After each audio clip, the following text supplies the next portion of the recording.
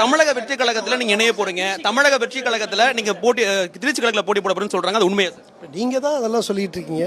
ஊடகத்துல நீங்க தான் அதெல்லாம் பரப்பிக்கிட்டு இருக்கீங்க. இப்ப இந்த நிகழ்ச்சிக்கு வந்திருக்கீங்க, அதுக்கு என்ன காரணம்? இது ஒரு மக்கள் இப்போ ஒரு பெரிய அளவிற்கு வாக்குகளை அளித்து மாண்புமிகு விஜய் அவர்களை முதல்வராக்கி இருக்கிறார். அந்த நிகழ்வு ஒரு முக்கியமான நிகழ்வு. அந்த நிகழ்வில் கலந்துக்கணும்னு நிச்சயமாக ஒரு நம்பிக்கையோடு எதிர்பார்ப்போம்.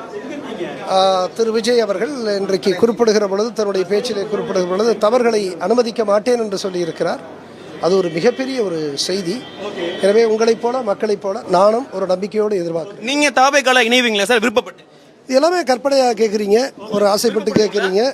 நான் என்னுடைய சமூக பணி தொடரும். என்னுடைய சமூக பணி நான் ஏற்கனவே செஞ்சுக்கிட்டு இருக்கேன். அந்த பணி நிச்சயமாக தொடரும். பார்த்து வாழ்த்து தான் சொல்கிறேன். நான் அவர் பொறுப்பேற்ற நிச்சயமாக ஆமாம், இது ஒரு சவாலான பணி. பல்வேறு நீங்கள் சொன்னதை போல பல்வேறு நெருக்கடிகளுக்கிடையே இன்றைக்கு வெற்றி பெற்று பொறுப்பேற்றிருக்கிறார். எனவே உங்களைப் போல நானும் அவரை வாழ்த்துகிறேன். பெரிய ஒரு நம்பிக்கையை ஏற்படுத்தி இருக்கிறார். பார்ப்போம்.